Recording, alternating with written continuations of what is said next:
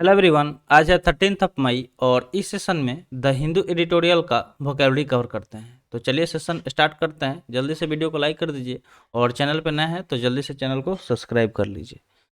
अगर आप किसी भी कॉम्पिटिटिव एग्जाम का तैयारी करना चाहते हैं तो आप अनअकैडमी का सब्सक्रिप्शन लेके अच्छे तरीके से तैयारी कर सकते हैं। तो इस पे आपको बहुत अच्छे अच्छे टीचर मिल जाएंगे, एक्सपीरियंस टीचर मिल जाएंगे, जिनके अंडरशिप में आप एक अच्छे तैयारी करके एग्ज़ाम क्रैक कर सकते हैं। तो यहाँ पे सारे एग्ज़ाम का टाइप दिया गया है। जिस भी एग्ज़ाम का आप तैयारी कर रहे हैं आप यहाँ से एग्ज़ाम चूज कर लीजिएगा। उसके बाद से जैसे ही आप पेमेंट की तरफ बढ़ेंगे वहाँ से आपको रेफरल कोड मांगा जाएगा। जैसे ही आप ये वाला रेफरल कोड +FP175 अप्लाई करेंगे आपको मैक्सिमम डिस्काउंट भी मिल जाएगा।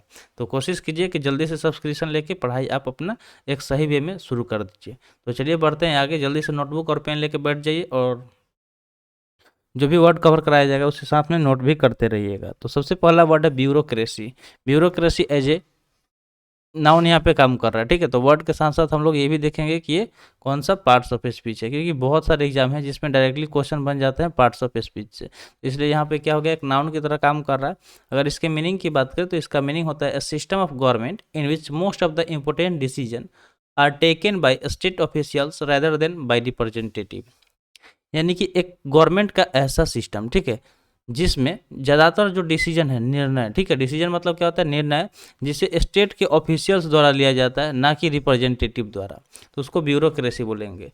तो ब्यूरोक्रेसी बहुत बार as a one word substitution भी पूछा गया है। तो अगर बात करें वन वर्ड सब्सटीट्यूशन का तो complete one word substitution SP Bakshi का हम लेक्चर बना चुके हैं ऑलरेडी। तो आप जाके प्लेलिस्ट में देख सकते हैं, वो काफ़ी इंपॉर्टेंट है और वहाँ से मैक्सिमम क्वेश्चन आते भी हैं SSC के एग्जाम में।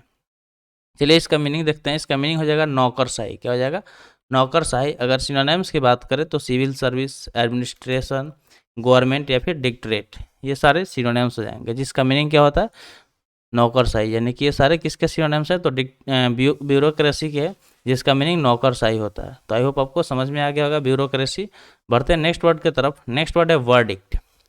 वर्डिक्ट यहाँ पे एक नाउन की तरह काम कर रहा है जिसका मीनिंग होता है a decision on an issue of a fact in a civil और क्रिमिनल केस और एन इंक्वेस्ट। यानी कि जो डिसीजन लिया जाता है किसी इशू पे उसको ही वर्डिक्ट बोलते हैं। जो मान लीजिए कि कोई क्रिमिनल केस है तो उसके सिविल पे, ठीक है, या फिर कोई इंक्वेस्ट है तो जो वहाँ पर डिसीजन लिया गया उसको वर्डिक्ट बोला जाता है, यानी कि निर्णय। इसका हिंदी मीनिंग क्या हो जाएगा, तो निर्णय हो जाएगा। अगर इसके सिनोनिम्स की हम बात करें तो इसका सिनोनिम्स जजमेंट हो जाएगा। जैसे मान लीजिए कि जब किसी के ऊपर क्रिमिनल केसेस चलती है तो एट लास्ट वो क्या हो जाता है, उस पर जजमेंट चलते चलते लास्ट में उसका फैसला सुना दिया जाता है, उसको ही वर्डिक्ट बोलते हैं। सिनोनिम्स की बात करें तो एजुकेशन हो जाएगा, एडजुडिकेशन, ठीक है, डिसीजन, फाइंडिंग, ये सारे इसके सिनोनिम्स हो जाएंगे। जजमेंट में देख रहे होंगे लास्ट में MENT है, तो जब भी वर्ड के लास्ट में MENT देखने को मिले वर्ड नाउन की तरह काम करेगा। ये चीज़ आपको याद रखना है। फिर से लास्ट में ION भी देखने को मिले तो ION भी क्या होता है, नाउन सफिक्स होता है। ये भी आपको नोट कर लेना है। डिसीजन हो गया, फाइंडिंग हो, ये सारे सिनोनिम्स हो गए वर्डिक्ट के जिसका मीनिंग होता है निर्णय लेना, ठीक है, या फैसला सुनाना। जैसे जब फैसला सुनाया जाता है कोर्ट में तो आप देखते होंगे कि इसको रिपीट के बताया जाता है कि जो भी चीज़ हुआ है उसको मतलब बता दिया जाता है। नेक्स्ट वर्ड की बात करें तो नेक्स्ट वर्ड है एबोलिस्ट, जो कि एक वर्ब की तरह काम कर रहा है जिसका मीनिंग होता है formally put an end to system, practice और इंस्टीट्यूशन। यानी कि मान लीजिए कि पहले से कोई सिस्टम चल रहा है, कोई तंत्र चल रहा है या कोई प्रैक्टिस चल रहा है। जैसे मान लीजिए कि बहुत पहले क्या होता था, सती प्रथा चलता था, तो उसको क्या कर दिया गया, एबोलिस्ट कर दिया गया। यानी कि एबोलिस्ट मतलब होता है ख़त्म कर देना। जो भी सिस्टम पहले से चल रहा है उसको ख़त्म कर देना, फॉर्मली उसको एबोलिस्ट बोलेंगे, ठीक है। इस तरह के बहुत सारे जो पुरानी प्रथाएं थी जिससे लोगों को दिक्कत हो रहा था, परेशानी हो रहा था, उस चीज़ को ख़त्म कर दिया गया। सबसे मतलब मुझे अभी तक के डेट में सबसे खतरनाक वही था, सती, ठीक है, सती प्रथा। सती प्रथा में क्या होता था आपको पता ही है, ठीक है, तो ज़्यादा उस पर डिस्कस करने का जरूरत नहीं है। सती प्रथा बहुत ही खराब था इसलिए उसको एबॉलिश कर गया। तो इस तरह आप इसको याद भी रख सकते हैं। तो समाप्त करना इसका हिंदी मीनिंग हो जाएगा। सिनोनिम्स की बात करें तो स्क्रैप, एंड, स्टॉप या फिर टर्मिनेट हो जाएगा, ठीक है। स्क्रैप हो गया, इंड हो गया, स्टॉप या फिर टर्मिनेट। यहाँ पे आप देख सकते हैं पिक्चर भी काफ़ी रिलेवेंट इंसर्ट कर देते हैं ताकि आप वर्ड को इजीली विजुलाइज करके याद कर पाए। नेक्स्ट वर्ड की बात करें तो नेक्स्ट वर्ड है विजिलेंस, जो कि एक नाउन की तरह काम कर रहा है जिसका मीनिंग होता है द एक्शन और state of keeping careful watch for possible danger और डिफिकल्टीज। मान लीजिए कि वॉचमैन किस लिए रखा जाता है, ठीक है, इसीलिए रखा जाता है कि कोई कुछ बुरा ना हो जाए, ठीक है, उसको बोलेंगे इसलिए। तो जो भी पॉसिबल डेंजर है, यानी कि हो सकता है कोई चीज़ खतरा या कोई कठिनाई हो सकता है, इसलिए जो एक्शन लिया जाता है या ऐसी अवस्था जिसमें किसी चीज़ पे ध्यानपूर्वक नज़र रखा जाता है, उसको विजिलेंस बोलेंगे, यानी कि जागरूकता। क्या होना, जागरूकता इसका हिंदी मीनिंग हो जाएगा। अगर सिनोनिम्स की बात करें तो अलर्टनेस हो जाएगा, कॉशन हो जाएगा, डिलीजेंस हो जाएगा या फिर सर्वाइलेंस हो जाएगा। ठीक है, अलर्टनेस यानी कि किसी चीज़ को लेके अलर्ट रहना, हमेशा जागरूक रहना। कॉशन यानी कि क्या, कौशल मतलब होता है कि हमेशा मतलब ध्यान रखना किसी चीज़ पे, ठीक है, कि वो कुछ ना हो जाए। जैसे मान लीजिए कि जहाँ भी आप देखते होंगे ऐसे ऊपर से मान लीजिए कि एक पोल है, 11,000 का इलेक्ट्रिक वायर गया है, तो वहाँ पर ऐसे एक तो वो वाला बना दिया जाता है सिंबल, डेंजर वाला, और लिखा रहता है कि 11,000 वोल्ट कॉशन वहाँ पे यहाँ पे लिखा रहेगा। ठीक है, कॉशन करके इस तरह लिखा रहता है। तो कॉशन मतलब क्या होता है, मतलब चेतावनी देना किसी को। ठीक है, चेतावनी देना, डिलीजेंस, सर्वाइलेंस, ये सारे इसके सिनोनिम्स हो जाएंगे। अगले वर्ड की बात करें तो अगला वर्ड है सस्पेंड। ठीक है, सस्पेंड जो कि एक वर्ब है जिसका मीनिंग होता है इम्पोज बाय जज और court not in force as long no further offence in committed within a specified period.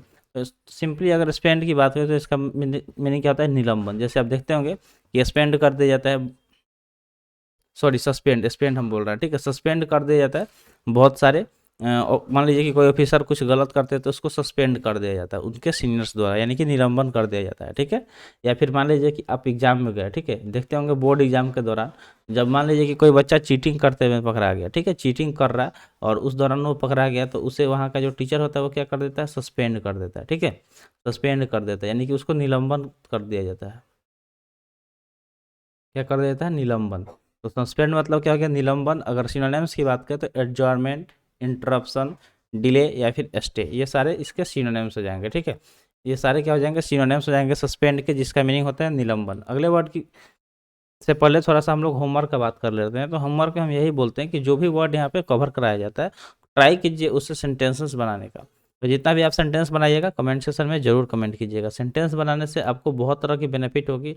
एक तो आपको इससे ये बेनिफिट होगा कि आप उसका जो सोचने का क्षमता है वो बढ़ेगा, और आप के अंदर जो वोकेब्स का फोबिया बैठा हुआ है वो भी धीरे धीरे खत्म हो जाएगा। तो ये चीज़ आपको जरूर करना है, कमेंट सेक्शन में कमेंट करना है सेंटेंस बना के। जितना भी आप सेंटेंस बनाते हैं कोशिश कीजिए, स्टार्ट कीजिए, मान लीजिए पहले दिन 2 वर्ड से बनाए, फिर अगले दिन 3, फिर 5, फिर 7, 9, ऐसे करके शुरू कीजिए और धीरे धीरे बनाना चालू कर दीजिए। अभी स्टार्टिंग में थोड़ा बहुत आपको प्रॉब्लम होगी कि किस तरह का सेंटेंस बनाए, लेकिन धीरे धीरे जब आपका इसके ऊपर आपका कमांड हो जाएगा तो आप इजीली कहीं भी फिट कर सकते हैं। नेक्स्ट वर्ड है एजर्टेड। एजर्टेड यहाँ पे एक वर्ब की तरह काम कर रहा है जिसका मीनिंग होता है स्टेट ए फैक्ट और बिलीव कॉन्फिडेंटली एंड फोर्सफुली। यानी कि मान लीजिए कि कोई बिलीफ है, ठीक है, कोई उसको कॉन्फिडेंटली और फोर्सफुली कहना। ठीक है, मान लीजिए कोई फैक्ट ही है, मान लीजिए ऐसा बात जिसे आप बोल सकते हैं फोर्सफुली या भरोसे के साथ, उसको क्या बोलेंगे, असर्टेड बोलेंगे, यानी कि जोड़ देना, किसी बात पे जोड़ देना। जिस बात के, मान लीजिए कि कोई ऐसा बात जिसका आपके पास प्रूफ है, ठीक है, मान लीजिए कि आपने देख लिया अपने दोस्त को कहीं घूमते हुए और उसके पेरेंट्स पूछ रहे हैं कि उसको देखे हो, तो आप प्रूफ के साथ बोल दिए कि हाँ वो तो मेरे साथ ही खेल रहा था, मैं अभी आ गया, वो उधर खेल ही रहा है। तो आप एकदम मतलब क्या बोलेंगे, कॉन्फिडेंटली बोलेंगे, फोर्सफुली बोलेंगे, यानी कि जोड़ देना। सिनोनिम्स की बात करें तो डिक्लियर, मेंटेन, कंटेंट या फिर आर्ग्यू, ये सारे सिनोनिम्स हो जाएंगे। ठीक है, डिक्लियर हो गया, मेंटेन हो गया, कंटेंट या फिर आर्ग्यू। तो आई होप आपको वर्ड समझ में आ रहा होगा जो भी यहाँ पे कवर कराया जा रहा है। तो नोट भी करते रहिएगा क्योंकि नोट करने के अलग बेनिफिट हैं, उससे आपको वर्ड इजीली जल्दी से याद हो जाएगा। नेक्स्ट वर्ड यहाँ पे दिया गया वैकेंट। वैकेंट एक एडजेक्टिव है जिसका मीनिंग होता है एम्प्टी। एम्प्टी मतलब क्या होता है कि कोई चीज़ जो खाली हो। ठीक है, कोई चीज़ जो खाली हो। सिनोनिम्स की बात करें तो एम्प्टी हो गया, अनऑक्युपाइड हो गया, अनफिल्ड हो गया या फिर फ्री हो गया। जैसे कुर्सी यहाँ पे दिखाया गया, ये क्या है, वैकेंट है, यानी कि खाली है। क्या हो गया, खाली हो गया कुर्सी। तो वैकेंट मतलब क्या होता है, खाली। जैसे आप देखते होंगे कि कोई एक ऑफिस हो गया, ठीक है, तो ऑफिस में जब वैकेंसी वैकेंट होता है तभी ना वैकेंसी आता है फॉर्म के लिए। जब वैकेंट आता है तभी तो वैकेंसी आता है, और हम लोग फॉर्म फिल करते हैं। और इसलिए हम लोग तैयारी करते रहते हैं कि जैसे ही वैकेंसी आएगा हम लोग फॉर्म फिल करेंगे और उस जगह को भर दिया जाता है। तो वैकेंट मतलब खाली, और खाली का सिनोनिम्स क्या क्या हो सकता है, तो एम्प्टी, अनएक्युपाइड, अनफाइल्ड, अनफिल्ड या फिर फ्री, ये सारे सिनोनिम्स हो जाएंगे। अगला वर्ड है हेल्ड। हेल्ड की बात करें तो एक वर्ब है जिसका मीनिंग होता है to call someone in order to attract their attention. मतलब इस ऑर्डर में किसी को बुलाना ताकि आप उसका जो ध्यान है उसको अपने तरफ अट्रैक्ट कर लिया, यानी कि आकर्षित कर लिया। यानी कि हेल्ड मतलब होता है जय जयकार करना। किसी का अगर आप जय जयकार करेंगे तो आपका उसका पूरा ध्यान आपके तरफ चला जाएगा। अगर सिनोनिम्स की बात करें तो बीट, सोअर या फिर रेन या फिर फॉल हो जाएगा। ठीक है, बीट हो गया, सोअर हो गया, रेन या फिर फॉल, ये सारे इसके सिनोनिम्स हो जाएंगे। अगले वर्ड की बात करें तो अगला वर्ड है डिस्पाइट, जो कि एक प्रीपोजिशन की तरह काम कर रहा है। हम बोले थे स्टार्टिंग में ही कि वर्ड के साथ साथ पार्ट्स ऑफ स्पीच देखना बहुत ज़्यादा जरूरी है, क्योंकि आप पहचान नहीं पाएंगे कि ये कौन सा पार्ट्स ऑफ स्पीच है, तो आप एरर भी जल्दी फाइंड नहीं कर सकते हैं।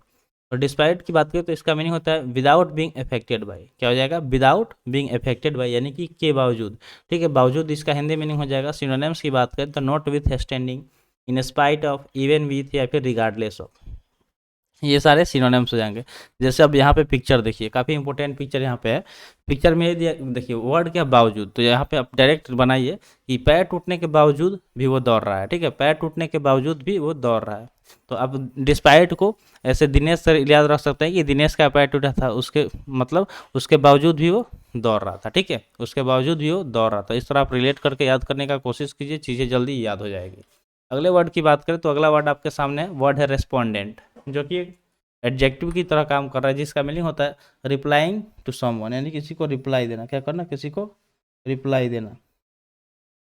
तो रेस्पोंडेंट मतलब क्या हो गया कि रिप्लाइंग टू समवन, किसी को रिप्लाई देना, यानी कि जवाब दे।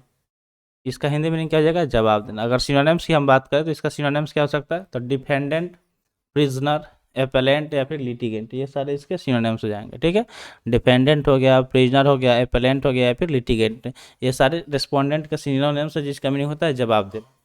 ठीक है, क्या हो रहा है? जवाब देना। तो आई होप आपको सारे वर्ड क्लियर हो गए होंगे। तो आज के लिए इतना ही, आज का सेशन यहीं पर समाप्त हुआ। सेशन कैसा लगा कमेंट सेशन में ज़रूर बताइएगा। तो मिलते हैं फिर अगले वीडियो में। Thanks for watching. जय हिंद।